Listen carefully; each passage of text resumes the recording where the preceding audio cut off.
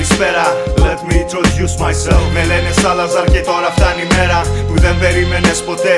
Περάω σφαίρα, αληθινή πλέον πουλάμε τρέλα. Καλώς ορίσατε στο ναρκοπαίδιο του ήχους. Κάνει νάρκες και ένα-ένα τα κορμιά διαμελίζονται. Μηδενικές οι άντοχες και ξανεμίζονται. Μέχρι και οι τελευταίες τους ελπίδες σκίζονται να αντέξουν. Νιώθεις την πίεση στο σώμα σου να δρας σαν δηλητήριο. Πονάς, μήπως ξεχνάς ότι η γλώσσα σου και κόκαλα τσακίζει. Έχεις το πιο μεγάλο όπλο καπαλού για να σαπίζει.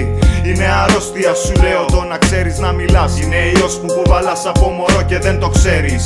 Είναι ωραία να γνωρίζεις όπως και να αντιδράς. Και είναι χάλια να υποφέρεις. Θες να δεις πόσο θα δώσεις λίγο γνώση να σου δώσω. Μέσα στο σκοτάδι παραμένεις σιωπηλός, αμιλητός, φοβισμένος και τυφλός. Θες να δεις πόσο θα δώσεις λίγο γνώση να σου δώσω.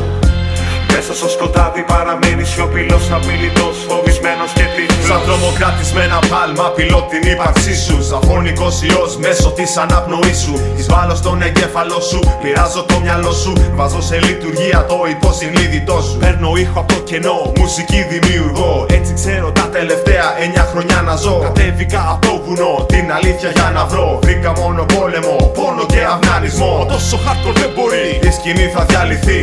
Μην την παίρνεις στην πλάτη σου μόνο εσύ. Είναι τόσοι πολλοί που έχουν αφομοιωθεί. Η φάση έχει φτάσει όπου η εθνική οδός μπορεί. Σκυλάδικα και πιάτα και τα μυαλά μου πάρτα. Απόψε θρηματίσα τη ζωή μέσα στα σπλάχνα. Έσπασε ο καθρέφτης και έτσι φάνηκε ο ψεύτης της τελευταίας στιγμής, μικρός αλλά και κλέφτης. Θες να δεις πόσο θα δώσεις λίγο γνώση να σου δώσω. Μέσα στο σκοτάδι παραμένεις σιωπηλός, αμιλητός, φοβισμένος και τυφλός. Θες να δεις πόσο θα δώσεις λίγο γνώση να σου δώσω. Μέσα στο σκοτάδι παραμένεις σιωπηλός, αμιλητός, φοβισμένος και τυφλός.